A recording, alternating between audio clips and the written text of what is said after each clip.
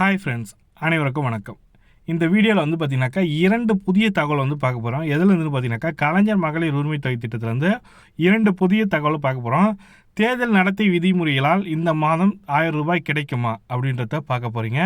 அது மட்டுமல்லாமல் புதிய விண்ணப்பத்திற்கான பணிகள் வந்து தொடங்கப்பட்டுள்ளது. அந்த பணி என்னன்றத இந்த வீடியோவில் பார்க்க போகிறீங்க.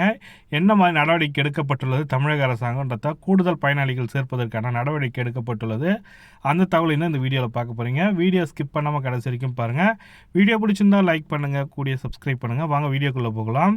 கலைஞர் மகளிர் உரிமை தொகை ஸ்கீமில் வந்து பார்த்தீங்கன்னாக்கா ஏப்ரல் மாதத்துக்கான உரிமை தொகை திட்டம் இன்னும் 15ஆம் தேதி ஏப்ரல் 15 வருமா சார், இல்லை வராதா சார், தேர்தல் நடத்தை விதிமுறைகளால் இந்த தொகை கிடைக்குமா கிடைக்காதான்றது பல்வேறோட கேள்வியாக இருக்குது. அதற்கு வந்து தமிழக அரசாங்கம் கொடுத்துருக்க நியூஸ் என்னென்னா, கண்டிப்பாக இந்த மாதம் ஏப்ரல் 15ஆம் தேதி மகளிர் உரிமை தொகை திட்டத்தில் பயன்பெறுவர்களுக்கு இந்த மாதம் 15ஆம் தேதி அவர்கள் வங்கி கணக்கில் வர வைக்கப்படும்.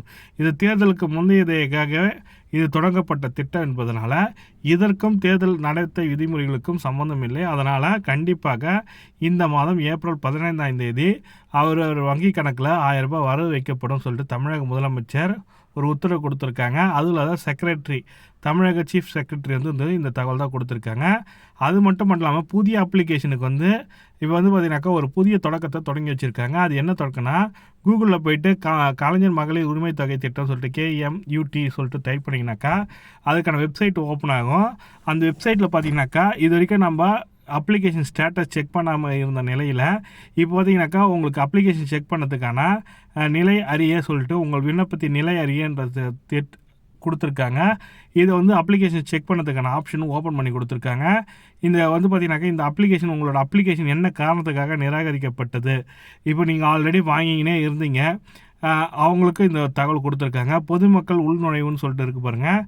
அந்த பொதுமக்கள் உள்நுழைவில் போயிட்டு நீங்கள் யூசர் நேம் பாஸ்வேர்டு போட்டு நீங்கள் போகலாம். அதாவது ஆதார் எண் உள்ளிடவும் அதனோட ஆதாரில் லிங்க் பண்ண மொபைல் நம்பருக்கு ஒரு OTP வரும். அதை கொடுத்த உடனே உங்களோட அப்ளிகேஷன் ஓப்பன் ஆகிடும். இந்த அப்ளிகேஷன் ஸ்டேட்டஸ் செக் பண்ணிக்கலாம். அப்ளிகேஷன் ஸ்டேட்டஸ் வந்து செக் பண்ணிங்கனாக்கா இதை பேஸ் பண்ணி தான் நீங்கள் செக் பண்ணுற மாதிரி இருக்கும். அந்த கலைஞர் மகளிர் உரிமை தொகை வெப்சைட்டில் இந்த ஸ்டேட்டஸ் செக் பண்ணதுக்கான ஆப்ஷன் வந்து இப்போ ஓப்பன் பண்ணி கொடுத்துருக்காங்க. இந்த ஓப்பன் பண்ணதுனால என்னென்னா, உங்களோட அப்ளிகேஷன் நிலை தெரிஞ்சுக்கிட்டு அதை பேஸ் பண்ணி நீங்கள் புதிய விண்ணப்பிக்கும் போது அந்த நிராகரிப்பு செய்யறதுக்கான காரணம் பூர்த்தி அடையும் மாதிரி நீங்கள் புதிய விண்ணப்பம் தொடங்கலான்ற மாதிரி கொடுத்துருக்காங்க. என்ன காரணத்துக்காக நிராகரிக்கப்பட்டதுன்னு பார்த்துங்க.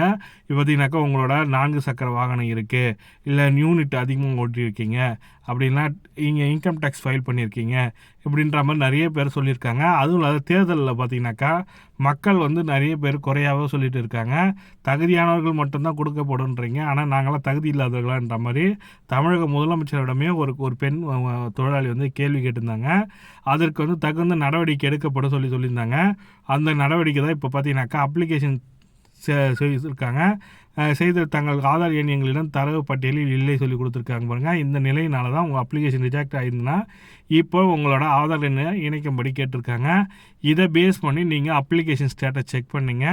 இந்த தகவல் தான் உங்களுக்கு தரணும்னு நினச்சேன். இந்த வீடியோ பிடிச்சிருந்தால் லைக் பண்ணுங்கள், கூடிய சப்ஸ்கிரைப் பண்ணுங்கள். தேங்க்யூ.